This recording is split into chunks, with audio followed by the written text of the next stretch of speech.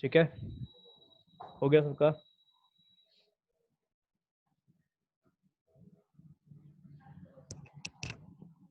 चलिए अब चैप्टर पे वापस। और कोई डाउट है किसी को?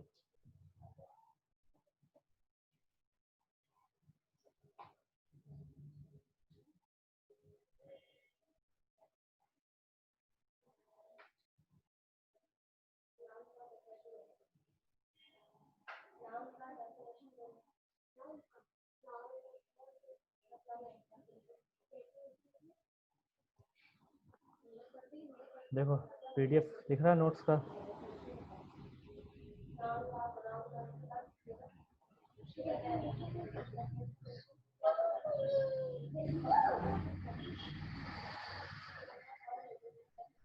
ठीक है, नेक्स्ट टॉपिक है हमारा मोलर कंडक्टिविटी। ठीक, मोलर कंडक्टिविटी हम यहाँ डील करेंगे कॉन्सेंट्रेशन के साथ। ठीक है, मोलर यहाँ पे जो यूज किया गया है ये कॉन्सेंट्रेशन के लिए यूज किया गया है। तो स्पेशली यहाँ पे हम किसके साथ डील करेंगे? मोलैरिटी के साथ। ठीक है, अब देखिए इसको यूज कैसे करते हैं या समझते कैसे हैं। तो कोई भी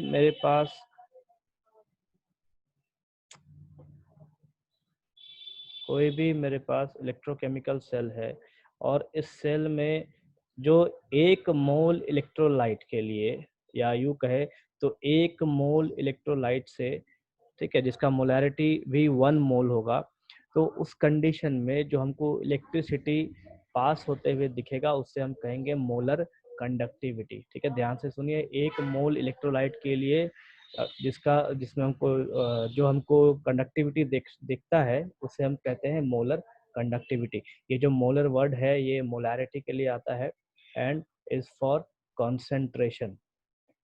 The molar conductance is defined as the conductance of all the ions produced by the ionization of 1 gram mole. ठीक है, 1 gram mole के लिए 1 gram mole of an electrolyte when present in VmL of solution.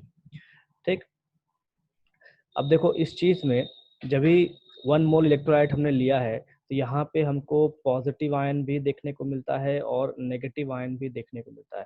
तो electrolytic cell या electrochemical cells की जब हम बात करते हैं तो वहाँ पे जो कंडक्टिविटी है, मतलब जो ये इलेक्ट्रिक करंट पास होते हुए दिखता है हमको, वो इसी आयंस के वजह से दिखता है। ये जो आयंस है ये फ्लो करते हैं एक जगह से दूसरी जगह और अपने चार्ज को डिस्ट्रीब्यूट करते हैं। ठीक है, इन चार्जेस के बीच में फोर्स ऑफ अट्रैक्शन होता है जो इलेक्ट्रिक करंट को पास करने में इलेक्ट्रिक करंट के प्रोडक्शन में मदद करता है। ठीक, then when the concentration approaches zero, the molar conductivity is known as limiting molar conductivity. कहने का मतलब है जब इसका कंसंट्रेशन 0 हो जाएगा।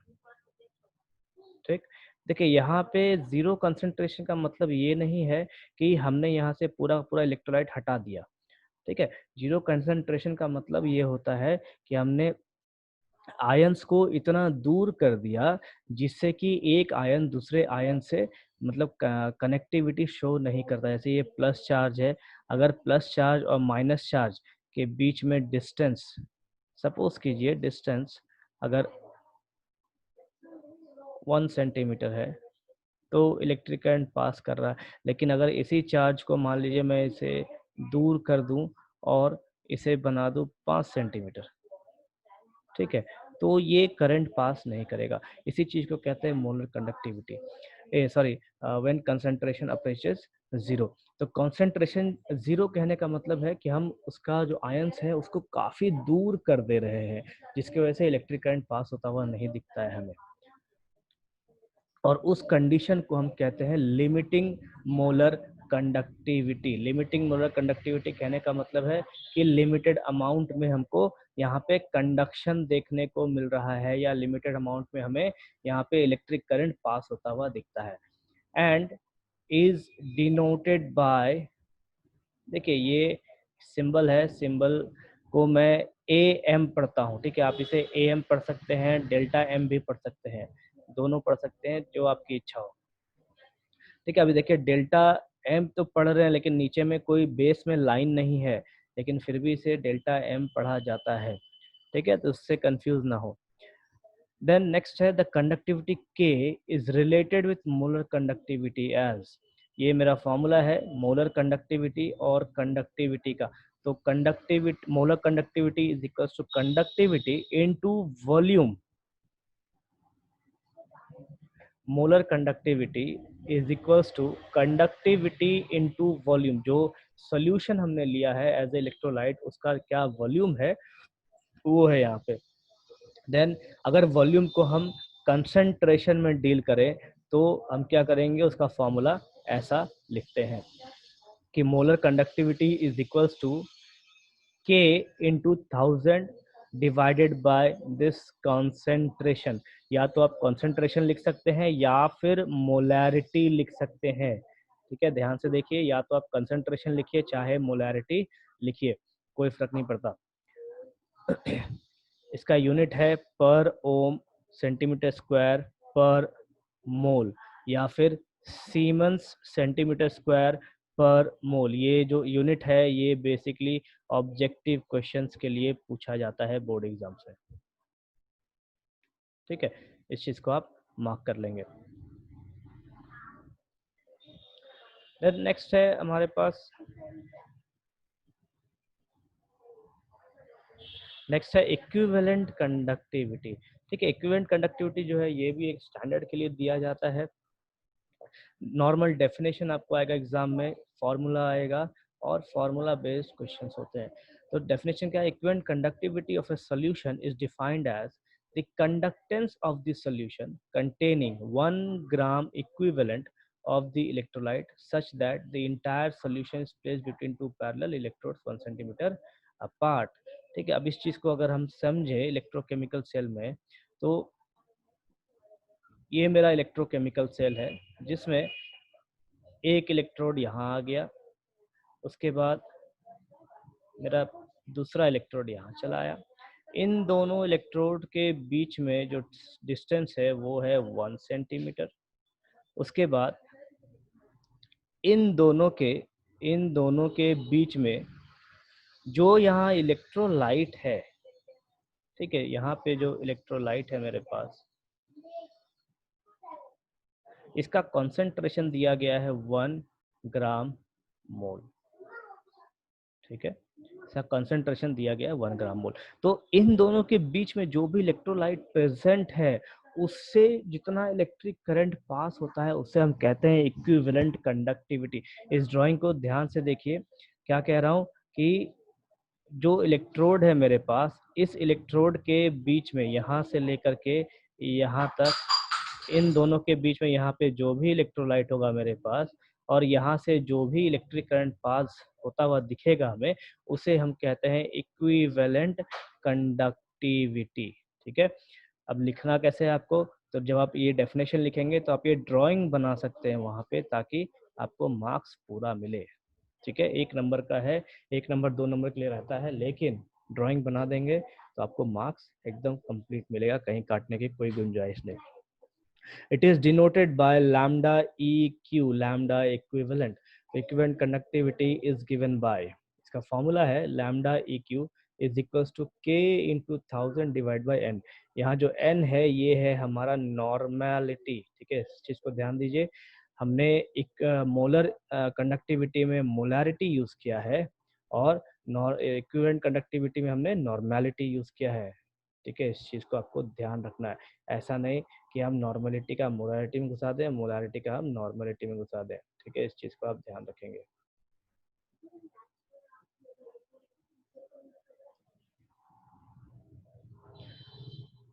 चलिए फटाफट इसका फॉर्मूला लिखिए ताकि मैं कुछ क्वेश्चंस कराऊं आपको। ये 3 फॉर्मूला है, 4 फॉर्मूला है, चारों फॉर्मूला को लिखिए ताकि क्वेश्चंस कराऊं।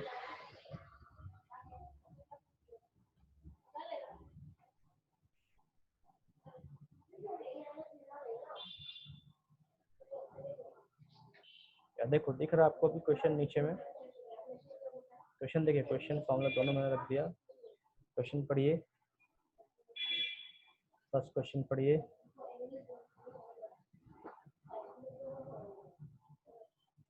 देखो कहता क्या है first question, resistance of a conductivity cell, ठीक है, filled with 0.1 filled with 0.1 mole per liter KCl solution is 100 ओम। तो यहाँ पे ये जो दे रखा है मुझको, ये दे रखा है M, और ये जो दे रखा है ये दे रखा है R, रेजिस्टेंस, ठीक है। If the resistance of the same cell when filled with 0.02 m per litre, तो यहाँ पे भी मुझे मोलारिटी दे रखा है, सोल्यूशन इज 520 ओम, तो ये भी देखो मुझे आर ही दे रखा है, रेजिस्टेंस दे रखा है। Calculate the conductivity and molar conductivity of 0.02 मोल पर litre KCl solution. The conductivity of 0.1 mole per liter KCl solution is 1.29 S पर मीटर। तो यहाँ पे आपको K दे रखा है, किसके लिए? ये जो पहला इक्वेशन है यहाँ पे जो है, इसके लिए K आपको दे रखा है 1.29 सीमेंस पर मीटर, ठीक है। ध्यान से सुनिए, आपको फर्स्ट लाइन में जो मैंने यहाँ ब्लॉक कर रखा है, रेजिस्टेंस दिखा रखा है फर्स्ट लाइन में, आपको इस लाइन में देखिए, ये लाइन में आपको कंडक्टिविटी K दे रखा है, ठीक है। तो यहाँ से आपका मोलर कंडक्टिविटी निकल जाना चाहिए, ठीक, यहाँ से मोलर कंडक्टिविटी निकल जाना चाहिए। फिर उस मोलर कंडक्टिविटी को आप सेकेंड सोल्यूशन के लिए पुट करेंगे, सेकेंड मोलैरिटी वाले सोल्यूशन के लिए पुट करेंगे, यहाँ मैं दिखा रहा हूँ वहाँ पे, और तब जाके आपका कंडक्टिविटी निकल के आएगा। इस चीज को ध्यान से सुनिए, ठीक है। चलिए फटाफट खत्म कीजिए।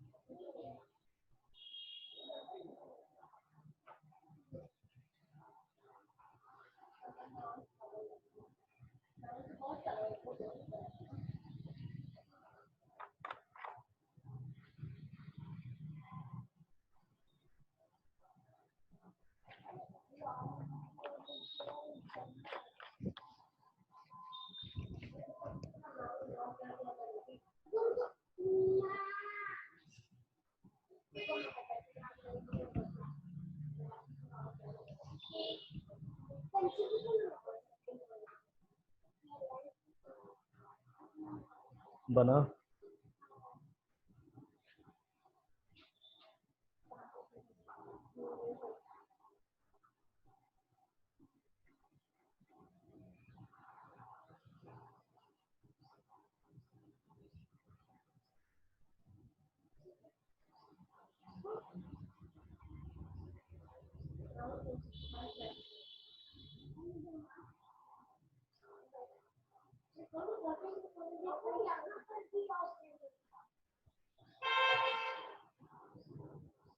0.248 कंडक्टिविटी, बाकी लोगों का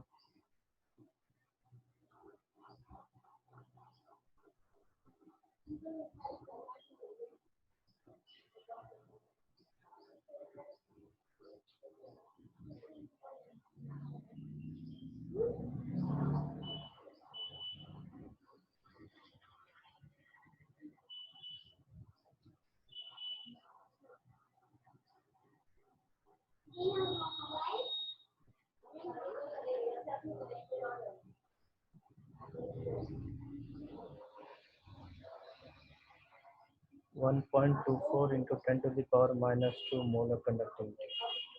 बाकी लोग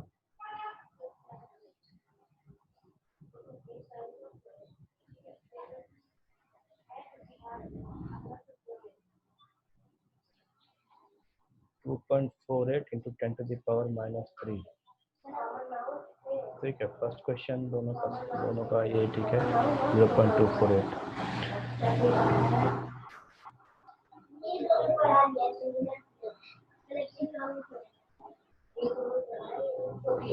बाकी लोग, जो लोग शांति से बैठे हैं, फटाफट बनाइए।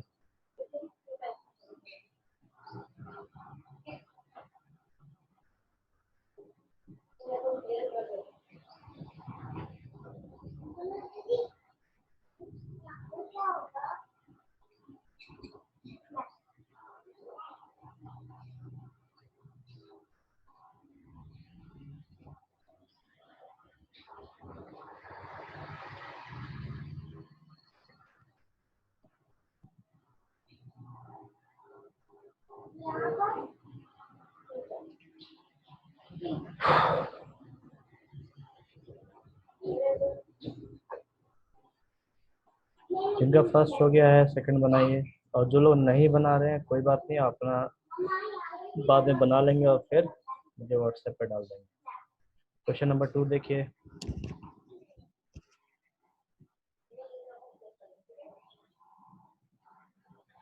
क्वेश्चन नंबर 2 है the electrical resistance of A column of 0.05 mole per liter NaOH solution of diameter 1 centimeter and length 50 centimeter is 5.54 into 10 to the power 3 ओम है यहाँ पे, ठीक है। ये देखिए थोड़ा मिस्टेक है लिखने में।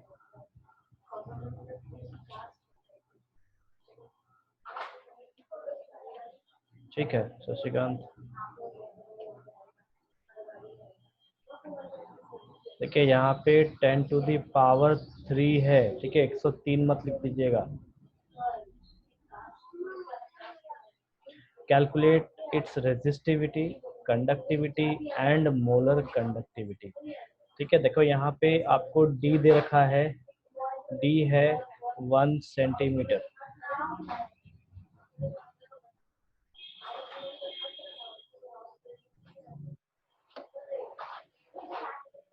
एट्टी 7.135 किलो का।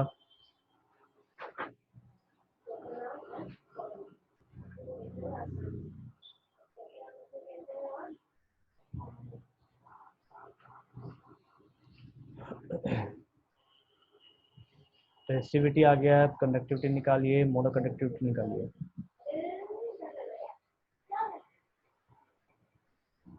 यहाँ देखो आपको डायमीटर दे रखा है, आप इससे पहले रेडियस निकालेंगे, फिर 0.01148 0.01148, ठीक है रोशन। तीसरा आंसर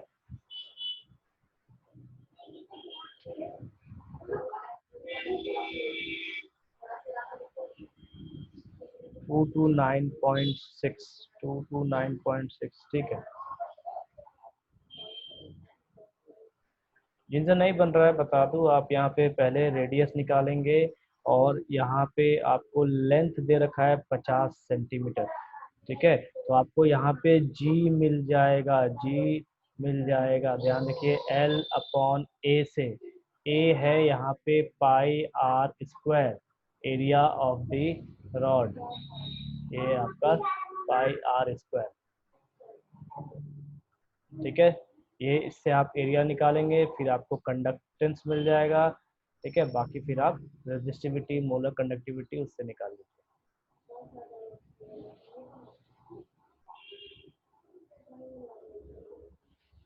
ठीक है, देन नेक्स्ट हम चलते हैं, इसका वेरी इंपॉर्टेंट पॉइंट्स हैं, काफ़ी इंपॉर्टेंट पॉइंट्स है कंडक्टिविटी का, जो आपके बोर्ड एग्जाम में भी पूछता है और आपके कंपटीशन में भी पूछता है।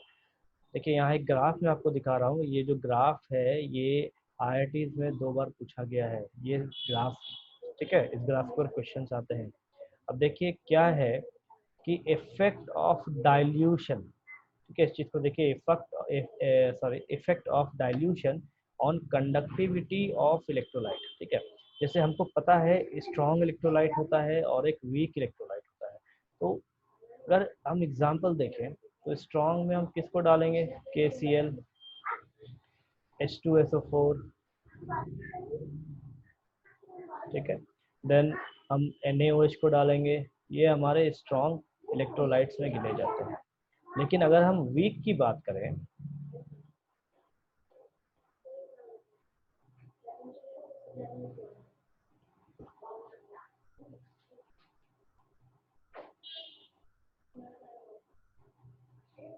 या ऐसा करते हैं मैं इसको बोर्ड पे लेके चलता हूँ।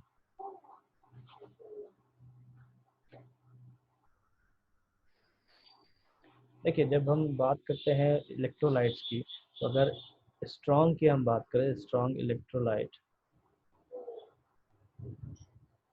तो इसका एग्जांपल क्या हो जाएगा, KCl, देन H2SO4, या फिर कहे तो NaOH। ये मेरा एग्जांपल है स्ट्रॉन्ग इलेक्ट्रोलाइट्स का। जब हम बात करें वीक इलेक्ट्रोलाइट्स, जो अपने स्क्रीन पर लिखना बंद कीजिए। जब वीक की हम बात करें, वीक इलेक्ट्रोलाइट की बात की जाए, तो एक सिंपल एग्जांपल है CH3COOH।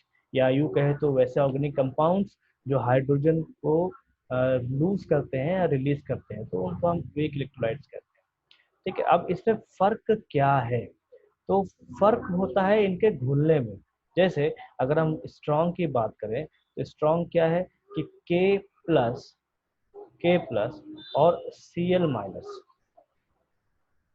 और Cl- जो ये पूरी तरीके से घुल जाए। जो लिख रहा अपने स्क्रीन पे बेवकूफ हो क्या जी? इतने बड़े गधे हो क्या? 12 बोल रहा हूँ सुनाई नहीं दे रहा?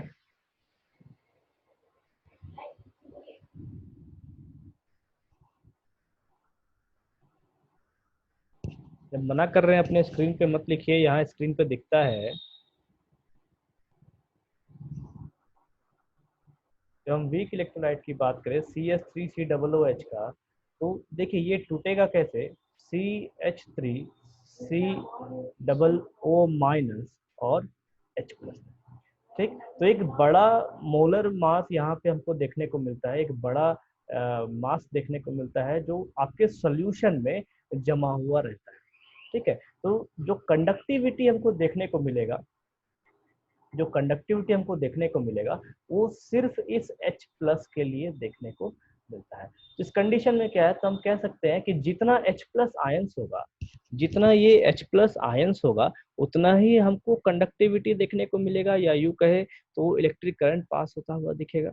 ठीक है, अब इस कंडीशन की हम बात करें तो यहाँ पे आपके पास K+ भी भरपूर है और Cl- भी भरपूर है, जिसके वजह से स्ट्रॉन्ग इलेक्ट्रोलाइट की जो कंडक्टेंस है वो वीक इलेक्ट्रोलाइट से ज्यादा हो जाता है। ठीक है, अब इस चीज को कैसे समझे कि डाइल्यूशन का क्या फर्क है?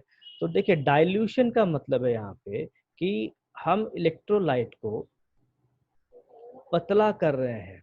ठीक है, डाइल्यूशन का मतलब होता है कि ये जो इलेक्ट्रोलाइट है, स्ट्रॉन्ग इलेक्ट्रोलाइट या फिर वीक इलेक्ट्रोलाइट, इसे हम और पतला कर रहे हैं। ठीक है, तो मान लीजिए ये मेरा इलेक्ट्रोकेमिकल सेल है, ये मेरा इलेक्ट्रोकेमिकल सेल है। ठीक, यहाँ पे इलेक्ट्रोलाइट है मेरे पास। ठीक, इसमें पॉजिटिव चार्ज और नेगेटिव चार्ज दोनों है। कौन सा इलेक्ट्रोलाइट हमने लिया? स्ट्रॉन्ग।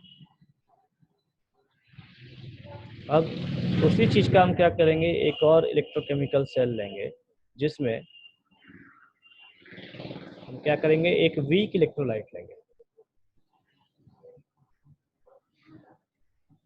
ठीक है, और यहाँ पे हमको क्या देखने को मिलेगा, तो CH3, जो ऊपर एग्जांपल मैंने दिखाया है वही एग्जांपल ले रहे हैं दोनों कंडीशन में, CH3COO- और ये हो जाएगा मेरा H+।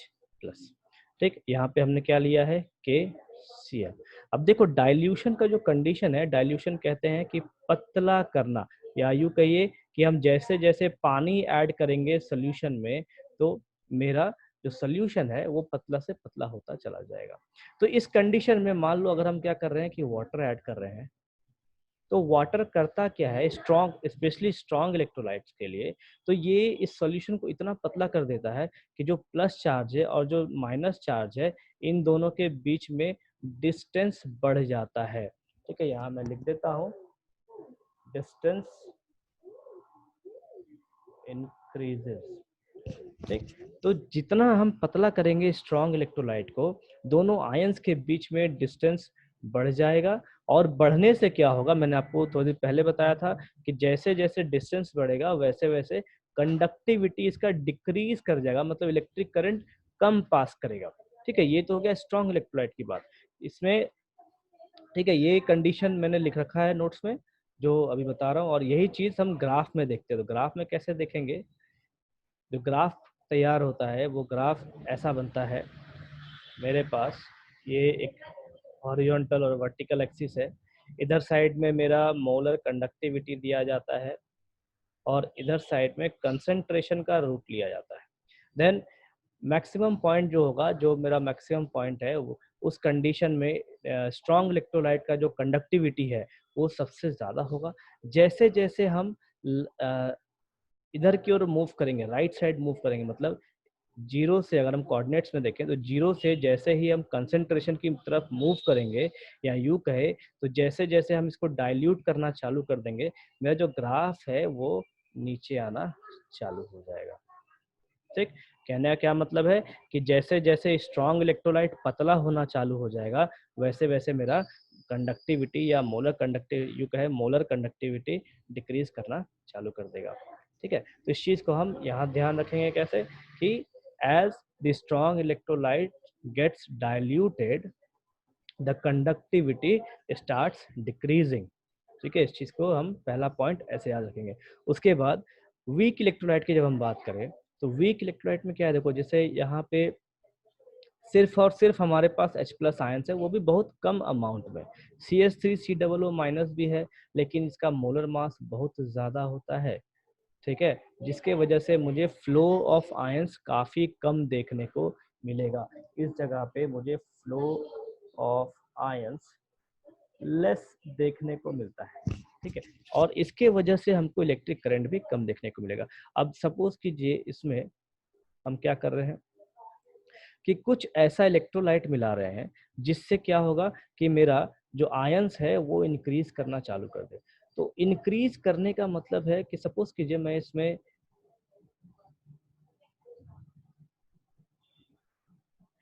सपोज कीजिए मैं Na का आयन मिक्स कर रहा हूँ।